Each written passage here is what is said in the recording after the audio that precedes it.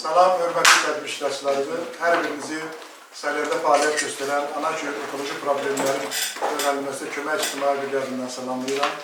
Bu ictimai birliyi olaraq biz Azərbaycan Respublikası Prezidentinin qeyri-hökumət təşkilatlarının Dövlət Dəstəyi Agentliyinin maliyyə yardımı ilə COP29-un qlobal missiyalarının yerlərdə təşviqi layihəsinin ilk dərin masasını 7 saylı texnik fənlər təmayüllü məktəb liseyidə keçirilir. Bu kollektiv bizim için ictimai birliyi olarak çok qalan ve çok əzizdir. Biz çok tədbirlərimizi və sizin kollektivlə görüşmüşük. Və burada ekoloji həyata, ictimai həyata olan maraq həqiqətən bizi önünə çəkmişdir. Bugün de biz yeniden sizin qonağınızdır. Məqsədimiz icrasına başladığımız adını çəkdiyim layihənin məram və məqsədləri və vətəndaş cəmiyyəti olaraq pedagojik kollektivlərin üzərində düşən anlar barədə biz fikir mübadiləsi eləmək istəyirik, yerli təşəbbüsləri öyrənmək, formalaşdırmaq və həlli bizdə olan məsələlərə kömək göstərmək, yuxarı təşkilatlara ayrı olan məsələlər barədə müraciətlər hazır göndərməkdir. Mən Anaköy İctimai Birliyi qeyd etdiyimiz kimi 2010-cu ildə Səliyə rayonunda fəaliyyət göstərir. Bu İctimai Birliyimizin əsas məqsəd və məramı Səliyəndə Kür sahə hövzəsinin problemlərini öyrənmək, yerli əhalinin ekoloji mədəniyyətini yüksəlmək və qarşıya çıxan çətinliklərin həllində ictimai fəallığı nəzərə alıb bir dəstək verməkdir. Bu yola saldığımız illərdə 2010-cu ildən bəri biz ondan artıq 15'e yaxın layihə icra eləmişik. Bu layihələrdən siz görürsünüz, sizin məktəbi şagirdlər də iştirak edib, Kürün o bir sahilində beşə salma olub, orada sizin kollektivlə mənlə, digər İctimai Birliyi üzvləri ilə bir yaşıllıq meydan salınıb. O çınarlara əkilməsində sizin məktəbin də əməyi vardır. Və nəzərə almanızı xahiş edirəm ki, artıq bir neçə həftədir bizim bu layihəyə təqdimi start vermişik və son olaraq ötən həftə bir neçə gün bundan qabaq 21 mayda biz Kür sahəsi halində ictimai fəallarının, rayon ictimaiyyətinin köməyi ilə orada 100'e yaxın, %100'den sonra şam ağacı, üçler ağacı, əkim şəhacılığı onurluq prosesi gedir. Bu qədər. Mən layihə komandamızı sizə təqdim eləməyə ehtiyac istəyirəm, sorularını bilirsiniz.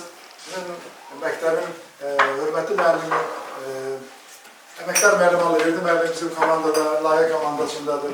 Veteran müəllimimiz Məhəmməd müəllim, Rayon Asıqala Şurasının sədri, Rayon Ziyallar Birliğinin sədri və sizin hörmətli İradə xanım da bugün bizimlədir.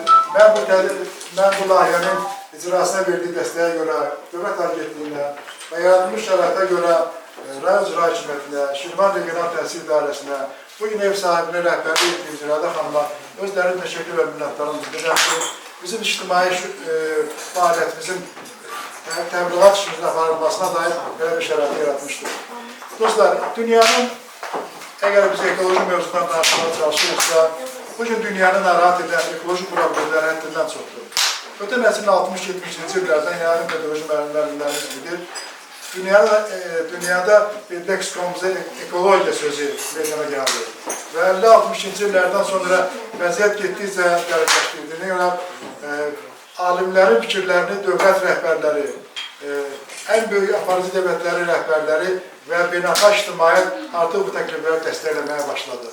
Nəhayət 1992-95-ci illərdə BMT-nin yanında İqlim Çərçivələri Konvensiyasının COP tədbiri yarandı. COP Birləşmiş Millətlər Təşkilatının İqlim çərçivəsi nəzdində tərəflər konferansı deməkdir. Mahiyyəti ondan irəli gəlir ki, dünyanın çağırışlarına cavab vermək, dünyanın çağırışlarının necə deyim ki, əlində beynəlxalq ictimaiyyəti dəstəkləmək. Azərbaycan da artıq 1990-cı illərdən başlayaraq bu istiqamətdə, beynəlxalq istiqamətdə öz tədbirlərini yönətməyə çalışır və 20-dən artıq beynəlxalq hüquqi sənədlərə imza atmışdır. Və sizə onu da xatırlatma yerinə düşər ki, Azərbaycan ekologiyasının daha da çiçəklənməsinə, dövlət səviyyəsində təşkilində böyük xidmətləri olmuş ümumi lider Seydər Əliyevin sərəncamları imzaların altında da Ekologiya Nazirliyinin təşkil olunması, ekoloji maarifləndirmə, digər hüquq sənədlərin altında ümumi liderimizin həqiqətən də imzaları vardır. Və bugünkü siyasətdə, bugünkü ekoloji siyasetin dövlət səviyyəsində proqramlarda təşviq olunmasında da məhz hörmətli Prezidentimiz İlham Əliyevin xüsusi xidmətləri vardır. Yeri gəlmişkən, onu da deyim ki, əgər dünya ictimaiyyəti beynəlxalq fəlakətdən danışırsa, biz Qarabağ torpağımızda 30 illik bir dövrdə Qarabağ torpaqlarımıza, oradakı meşələrimizə, çaylarımıza, yeraltı və yerüstü sərvətlərimizə nə qədər ekoloji terör vurduğunun artıq bir şahidik və bu terörün miqyası hələ də tam dəqiqliyi ilə hesablanmamışdır. Bu mənada beynəlxalq ictimaiyyətin təşviqinə, beynəlxalq ictimaiyyətin gücündən maksimum istifadə etməyə çalışırıq. İndi mən yenidən qayıtmaq istəyirəm mövzumuz barədə COP29 haqqında fikirlərimi bir daha bölüşün və çıxışlar başlayacaq inşallah. Bu demək, COP29 tədbiri Azərbaycanda keçirilməsi çox böyük siyasi əhəmiyyət vardır. Bu siyasi əhəmiyyət vardır, mən necə deyim, tərəf yoldaşlarıma verdim, mənim digər yoldaşlar olsun danışacaqlar. Mən onu demək istəyirəm ki, mən COP-un iştirakçısı kimi həmin günlərdə çox maraqlı bir həyat yaşadım. Dünyanın başqa ölkələrindən gəlmiş, dilini bilmədiyimiz insanların bir məqsəd ətrafında necə həvəslə, necə möhkəm birləşdirməni şahidi oldum. 190-dan sonra ölkənin təmsilçisi və digər nümayəndələr orada idi və necə deyim ki, o vaxt belə bir yazılarımızın birində mən yazmışdım ki, dünyanın ekoloji ürəyi bu günlər Bakıda vurur. Əlbəttə, biz bu bir vətəndaş kimi hamımızın qürur verici günləri idi. Bəs COP29-un nəticələri nə oldu? COP29 Azərbaycanın iqlim liderliyini bir daha təsdiq eləməklə özündən sonraki dövr üçün, yəni yeni dövr üçün özünün missiyalarını qoydu. Bu missiyalar, bir neçə missiyadır, mən onların sizə xatırlatmaq istəyirəm. Bu adaptasiya məsələsidir, iqlim məsələsidir, maliyyə məsələsidir, yəni ki, inkişaf etmiş ölkələrə maddi yardımın göstərilməsidir. Eyni zamanda qazanılmış təcrübənin beynəlxalq səviyyədə birləşdirməkdir. Nəyə görə ki, əgər bir dövlətin müsbət təcrübəsi varsa, o birləşə bilməsə, onun effekti az ola bilər. Və sonuncu nəhayət, ən maraqlı və biz üçün daha önəmli olan məsələ o təbiətin qorumaq missiyasıdır. Təbiətin qorumaq missiyasını COP-bizə ötürməklə eyni zamanda vətəndaş cəmiyyətlərinin üzərinə mühüm vəzifələr düşür. Deyib ki, Azərbaycanda bu konstitusiya və suverenidir, çox əlamətlər birilir və Saryanımızda bu münasibətlə kifayət qədər dövlət səviyyəsində, ictimai təşkilatlar səviyyədə tədbirlər keçirilir. Lakin vətəndaş cəmiyyətinin də bu ildə yaşıllaşdırma işi görməsi, işlər görməsi, bu işin vətəndaş cəmiyyətinin önəmli olduğunu və bizim də COP ideyalarına sadiqliyimizi, COP missiyalarının həyata keçirilməsinə töhfə vermək əzmimizi göstərir. Layihə çərçivəsində biz bundan sonra, demək, ağacəkmədən sonra 3 dərin masa keçiriləcək və dərin masaların sonunda layihəmizi konferans formasında davam edib, konferans formasında yekunlaşdıracaq. Məqsəd odur ki, elmi praktik konferans olsun, bu tədbirləri Ekologiya Nazirliyindən, aidiyyəti qurumlardan, elm adamlarından mühazirəçilər dəvət edəcək və çalışacaq ki, bu ekoloji problemi və COP missiyalarının təbliğat işini biz daim gündəmdə saxlayaq. Biz adətən layihə olur, bunun biz nəticəsini hiss edirik, eləmirik. Sadəcə mən nə demək istəyirəm? Onu demək istəyirəm ki, bu layihələrin bir nəticəsi olmalıdır. Şəxsən məktəb üçün mən onu demək istəyirəm ki, bəlkə bizim tədbirimizin bu gələcək abituriyentlərin içərisində ekoloji sahəyə maraq göstərənlər, ekoloji turizm sahəsinə, ekoloji iqtisadiyyata və ekoloji elmlərin öyrənilməsinə, ekoloji informasiya, bu və başqa məsələlərdə uşaqlarda maraq yarana bilər. Bu çox böyük potensialdır, daimi işdir və əbədi işdir. Və mən bu qədər sizinlə danışdım. Ola bilsin sizin bu məsələ ilə əlaqədar nəsə bir sualınız olsa, mən bu suallara cavab verməyə hazıram. Uşaqlar, diqqətlə qulaq asın və sizdə suallar mən bilirəm, həmişə bu məktəbdə sual da verən olur və müəyyən məsələləri barədə fikir də söyləyənlər olur. Ona görə, hələlik sualınız yoxdur, dostlar? Xeyr. Təşəkkür edirəm diqqətinizə görə. Onda icazə verin, mən tədbir ətrafında müzakirələrə və çıxışlara başlamaq istəyirəm. İlk öncə sözü təbii ki, mən Aliverdi müəllimə vermək istəyirəm.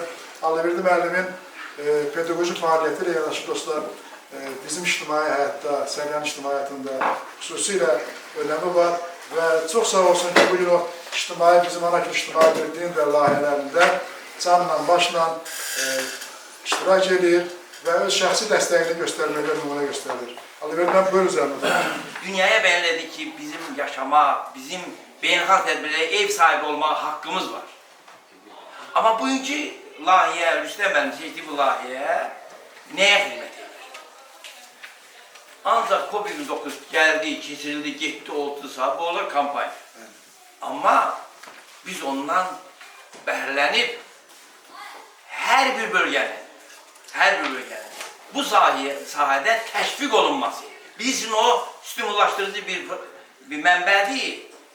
Dünyaya tövbə verən Azərbaycan özü də bölgələrində neynir? Bunu təşviq edərək davam edir. Dostlar, paravatımız belədir. Çay süfrəsi haqqında söhbət edəcəyik. Kiçik bir çay pastası haqqında söhbət edəcəyik. Ona görə də zəhmət olmasa şirinlər, doğma şirinlərdir, təzə şirinlərdir.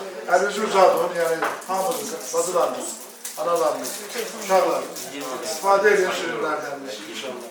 Uşaqlar, dərslər zəhmət olsun.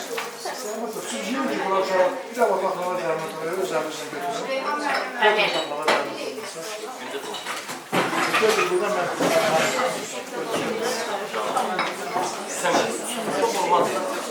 Valla da çok. Nispette yani. Yok bir de.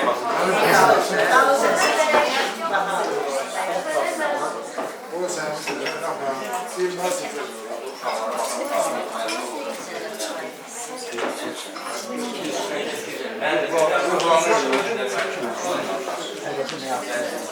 Tamam, sahibinden bir tez olun, ben de buraya geldim.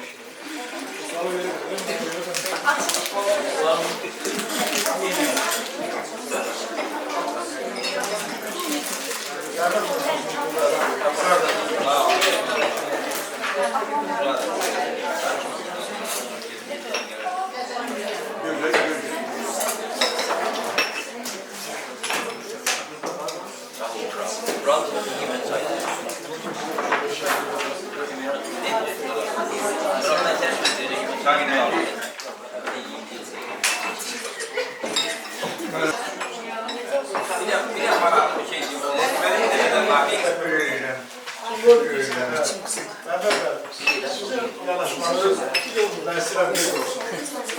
Kürsü sahilinde yaşanması. İnsanların təması kürsü ilə bağlıdır.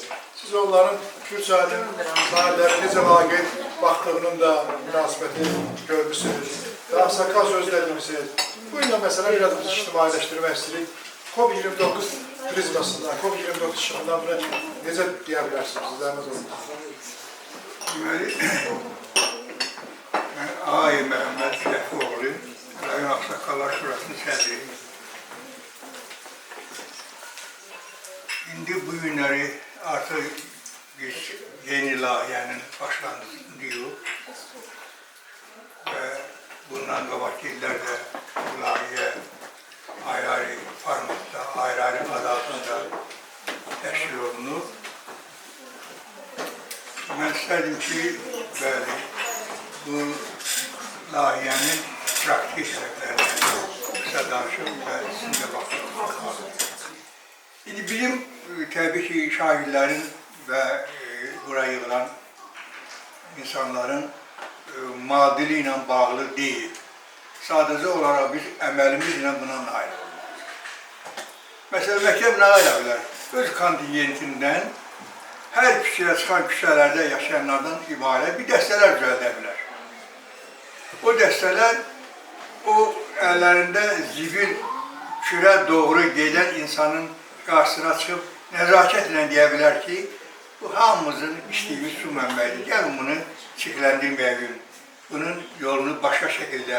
Məsələn, balaca zibil verirəsi, zibil tulantıları olan kutuların qoyulduğu yer evimizdən uzaqdır, yaxın yer aradı, oratırlar. Bəzən görsəkətdə səhər durub görürlər ki, qapıların ağzına zibil qoyurlar.